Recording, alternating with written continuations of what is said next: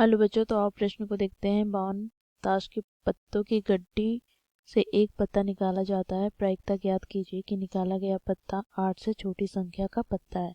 तो दिए गए प्रश्न की मुख्य अवधारणा की बात करें तो बच्चों देखो यहाँ पर, यदि घटना ई के घटित होने की प्रायिकता को हम पी से प्रदर्शित करें तो पी बराबर हो जाएगा ई के अनुकूल परिणामों की संख्या बटे कुल संभावित परिणामों की संख्या। बच्चों यहाँ पर ई के अनुकूल परिणामों की संख्या को हम एन ई से प्रदर्शित करते हैं तथा कुल संभावित परिणामों की संख्या को एन एस से प्रदर्शित करते हैं। तो पी ई बराबर हो जाएगा एन ई बटे एन एस के। साथ ही बच्चों यहाँ पर हम देखेंगे ताश के पत्तों की गड्डियों की कुल संख्या यहाँ पर 52 होती है, जिसमें से बच्चों देखो 26 पत्ते लाल रंग के होते हैं तथा 26 पत्ते काले रंग के होते हैं।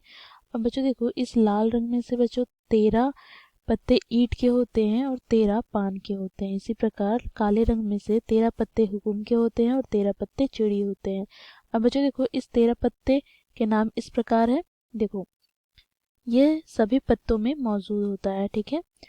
1 2 3 4 5 6 7 8 9 दहला जे के क्यू। बच्चों जे के क्यू क्या है? तस्वीर पत्ते हैं। जे का अर्थ गुलाम, के का अर्थ बादशाह, क्यू का अर्थ बेगम। तो इस मुख्य अवधारणा की सहायता से हम दिए गए प्रश्न को हल करेंगे। बच्चों प्रश्न में बोला गया है 52 ताश के पत्तों की गड्डियों में से एक पत्ता निकाला जाता है। तो यहाँ से बच्चों हम कुल संभावित परिणामों की संख्या की बात करें अर्थात एन एस की बात करें तो यह हमें कितना प्राप्त हो जाएगा? तो 52, क्योंकि कुल पत्ते कितने हैं? 52 हैं। अब बच्चों देखो एक पत्ता निकाला जाता है तो क्या बोला गया है? वह पत्ता 8 से छोटी संख्या वाला पत्ता होना चाहिए। तो इसकी प्रायिकता क्या होगी? तो यहाँ पर हम मान लेंगे, माना घटना ई 8 से छोटी संख्या वाला पत्ता आना है। तो इस प्रकार बच्चों हमें ई के अनुकूल परिणामों की संख्या अर्थात एन ई बराबर प्राप्त क्या होंगे? तो बच्चों यहाँ पर हम देखेंगे तो 8 से कितने छोटे पत्ते हैं? तो देखो 7 6 5 4 3 2।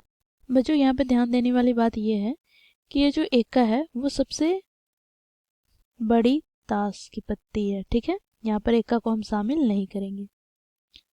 तो यहाँ से बच्चों देखो 8 से छोटे कितने पत्ते हो गए?